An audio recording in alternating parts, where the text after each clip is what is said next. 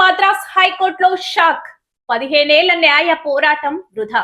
Star heroine Tamannaah భాటియాకు Madras హైకోర్టులో చుక్కెదురైంది.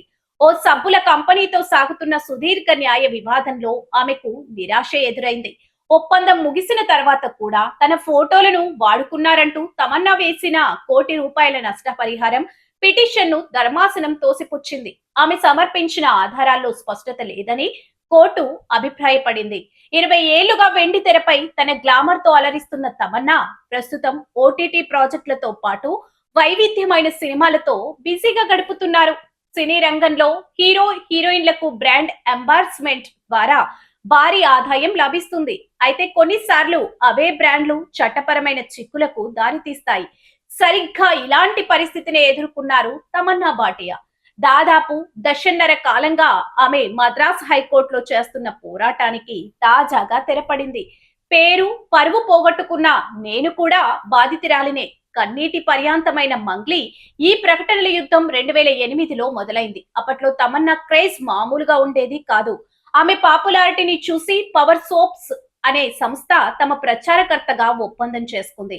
Agreement ప్రకారం 2009 October వరకు ఆమె చిత్రాలను వాడుకోవాలి. కానీ గడువు ముగిసిన తర్వాత కూడా ఆ సంస్థ తమన్నా ఫోటోలను మార్కెట్ లో వినియోగించిందని ఆమె తరపు న్యాయవాదులు ఆరోపించారు. దీనివల్ల ఆమెకు రావాల్సిన కొత్త బ్రాండ్ల అవకాశాలు దెబ్బతిన్నాయని, ఇందుకు పరిహారంగా 1 కోటి చెల్లించాలని 2010లో కోర్టు మెట్లెక్కారు.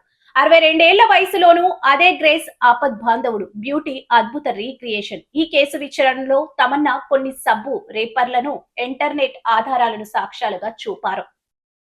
అయితే అగ్రిమెంట్ గడువు ముగిసిన తర్వాతే తయారయ్యాయని నిరూపించడానికి బ్యాచ్ నెంబర్లు లేదా ఖచ్చితమైన తేదీలు సరిగ్గా లేవని హైకోర్టు సింగిల్ బెంచ్ తేల్చి చెప్పింది. దీనిపై ఆమె డివిజన్ బెంచ్ కు అప్పీలు చేసినప్పటికీ అక్కడ కూడా ఆమెకు చుక్కెదురైంది.